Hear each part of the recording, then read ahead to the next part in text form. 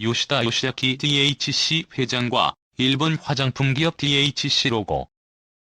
제1한국인 비하로 수차례 논란을 일으킨 일본 화장품 기업 DHC가 요시다 요시아키 회장 명의로 된 인종차별 글을 삭제했다. 1일 도쿄신문에 따르면 지난해 11월 요시다 회장 명의로 올라왔던 인종차별 글이 DHC 홈페이지에서 사라졌다. 별도의 사과문은 없었다. 경쟁업체 산토리를 제1한국인에 비유해 비난했던 글이다. 요시다는 해당 글을 통해 산토리가 기용하는 모델은 거의 모두 한국계 일본인이라며 그래서 인터넷에서 존토리라는 야유를 받고 있다고 했었다. 존토리는 조선인을 비하하는 존과 산토리의 토리의 합성어다. 요시다의 발언은 당시 일본 내에서도 큰 반발을 샀다.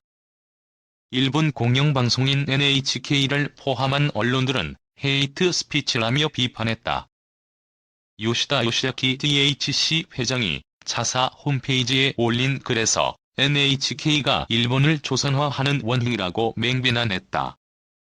한국계 일좌지우지 NHK는 조선화 원흉 그럼에도 요시다는 물러서지 않았다.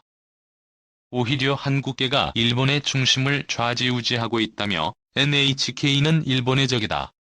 일본을 조선화시키는 원흉이라고 말했다. 이어 NHK는 간부와 아나운서 대부분이 한국계라고 주장하며 튀어나온 덕과 평평한 뒤통수로 한국계임을 쉽게 구별할 수 있다고 했다. 또 지난달에도 DHC 홈페이지를 통해 일본을 위해 경멸해야 마땅한 한국계 유명 인사들의 실명을 밝히려 했는데 신문사와 전단지 광고 회사, 방송사가 맹렬히 거부해 좌절됐다고 주장하기도 했다. 광고를 거부한 언론은 보수 매체인 요미우리 신문과 극우 성향인 산케이 신문 등이었던 것으로 드러났다. 한국의 비판적인 성향의 언론사마저 요시다의 주장을 귓등으로도 듣지 않은 셈이 됐다.